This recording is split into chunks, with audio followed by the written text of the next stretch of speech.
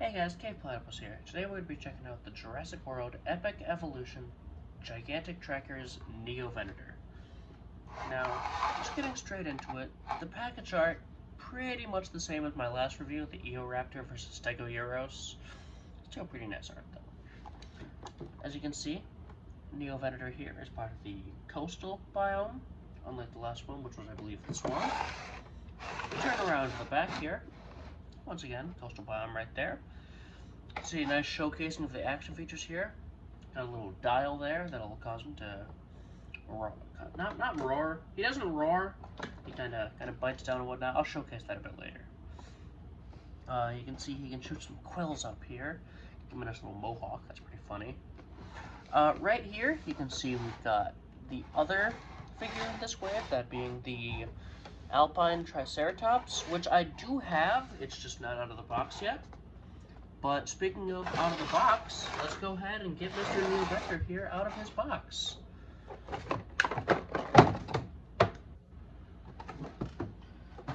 Now, getting just to the meat of this here, he's beautiful.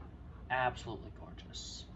The sculpting, the paintwork, he's cast in this really nice like teal. I'll turn the light on for you guys so you can see that a little bit better.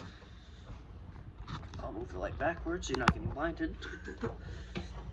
But he's cast in this nice teal with these like purple accents. Got that little splash of orange there on the head that we'll showcase a bit later.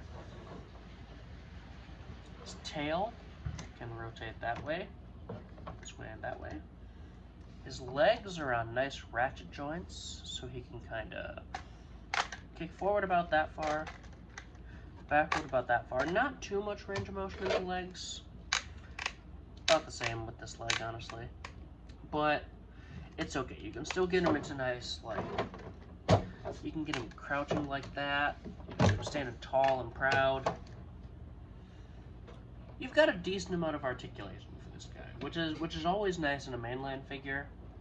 Like, I don't expect the range of motion that a Hammond Collection figure has, but it'd be nice. Oh, and you've got these little ankle, not pivots, but you can snap his ankle like that, I suppose, if you really want to. Now, getting into play features, so he's got this little dial here that you can turn, and it'll make him do this. He can kind of bite at the air, then bite at the ground. That's pretty fun. I showcased that little splash of orange here, and you're probably wondering how you work that. There is no button or anything that I can tell. You just kind of have to manually get your nail in there and just pull it out. But that does result in a pretty gnarly looking spike mohawk, and that's pretty awesome. Now, getting into size comparisons, I've got here my last review, Eoraptor versus Stegosaurus, and they're, you know, as expected, pretty tiny. Again, they were the $8.49 figure. This guy was $20 at my local Walmart. So I would definitely expect him to be a sizable bit larger. This here, you might be a bit confused about this comparison, but it'll make sense, trust me. So I have here the Hammond Collection Neovenator. If he'll stand up, he never wanted to do that. And you can just see they scale pretty nicely together. They are both predators from the Cretaceous area of Great Britain. The Isle of Wight is where the Neovenator here was discovered. I believe Concavenator was as well.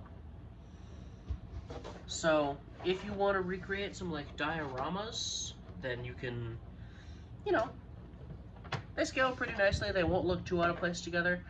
I like when my mainline figures look good with Hammond Collection figures, personally. And, of course, we got the human figure. JP3, Hammond Collection, Dr. Alan Grant. And he scales pretty accurately here. Not like, it's not perfect.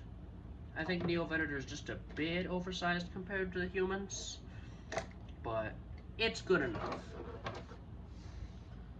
But with all that being said, guys, apart from, of course, he's got this little QR code thing that you can pop up, like every other figure has, except obviously Hammond Collection and Amber Collection, I believe. You can pop that up. It's located right here on the back under one of his osteoderms. It blends in together pretty nicely, not as well as some, but it's not too out of place.